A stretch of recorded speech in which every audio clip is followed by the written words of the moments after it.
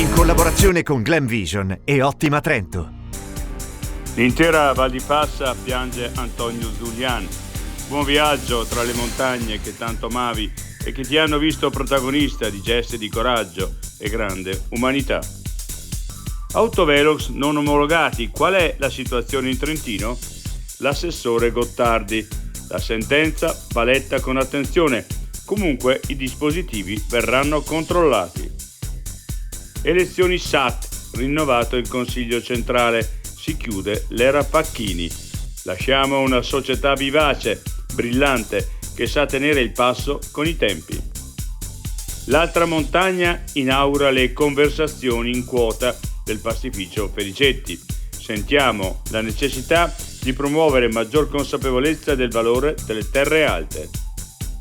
L'altra montagna.